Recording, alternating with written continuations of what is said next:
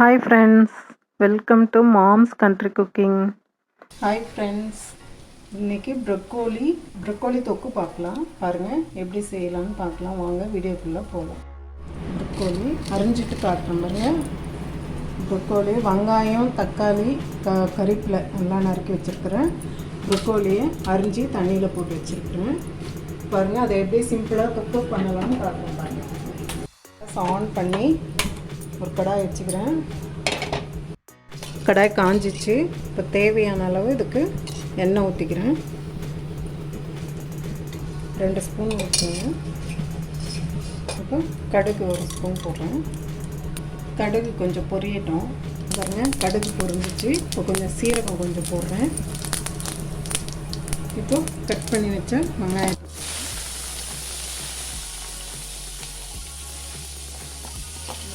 வெங்காயம் போடுறேன். கட் பண்ணி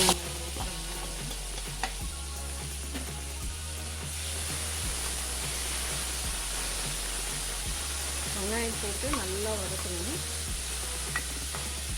கொஞ்சம் மஞ்சள் பொடி போடுறேன். இஞ்சி பூண்டு அரவை ஒரு 1/2 ஸ்பூன் போடுறேன். இப்போ பாருங்கள், கறிப்பிலை கொஞ்சம் போடுறேன். கறிப்பிலை. இப்போது தக்காளி கட் பண்ணி வச்சுருக்கோம் இல்லைங்களா, அந்த தக்காளியும்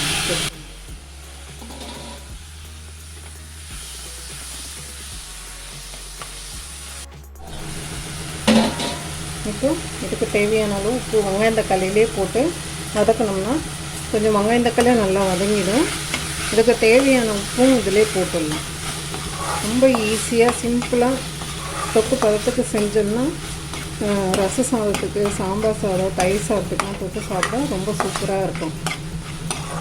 ப்ரொக்கோலி இது யாரும் ரொம்ப செய்ய மாட்டாங்க, ஆனால் இது அவ்வளோ நல்லது உடம்புக்கு. பாருங்கள், சிம்மில் போட்டு மூடிடணும். இதை பாருங்கள், ஒரு 5 நிமிஷம் தான் வெந்துடுச்சு. பாருங்கள், வெங்காயம் தக்காளி நல்லா வதங்கி வந்துடுச்சு. பாருங்கள்,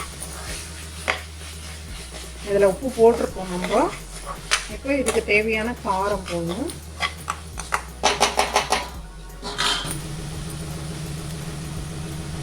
இது சாம்பார் பொடி. இது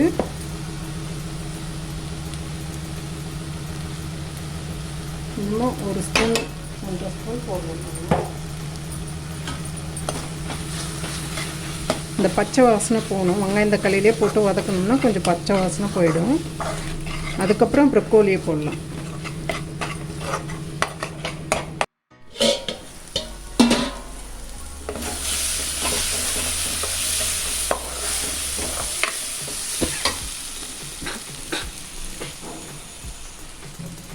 இங்கே பாருங்கள், ப்ரொக்கோலி போடுறேன். அந்த தொக்கு நல்லா வதங்கி வந்துச்சு.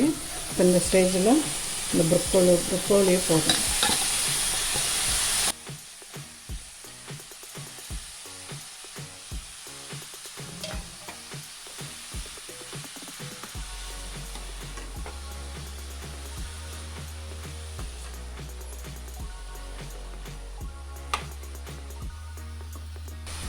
இதை போட்டு நல்லா வதக்கணும்.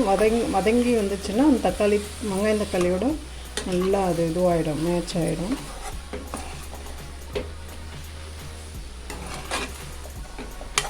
அதுலேருந்து தண்ணி ஊற்றாதீங்க, தண்ணி இதிலே விட்டு வரும்.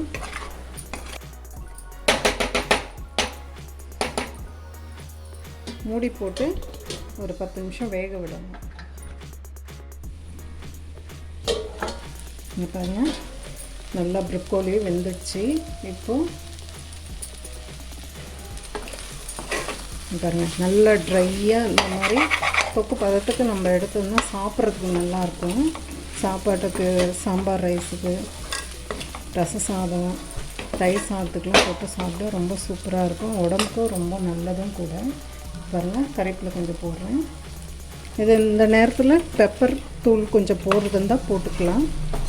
ஆல்ரெடி சாம்பார் பொடி போட்டதுனால கரெக்டாக இருக்குது. உப்பு காரெல்லாம் செக் பண்ணிக்கோங்க. ஏற்கனவே நான் உப்பு போட்டிருக்கேன், அதனால் கரெக்டாக இருக்குது.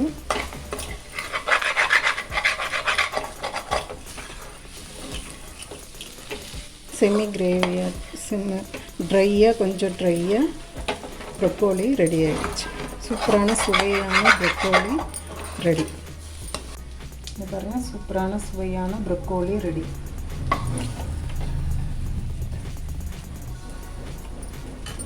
இந்த வீடியோ பிடிச்சிருந்தா லைக் பண்ணுங்கள், ஷேர் பண்ணுங்கள், கமெண்ட் பண்ணுங்கள், சப்ஸ்கிரைப் பண்ணுங்கள். தேங்க்யூ.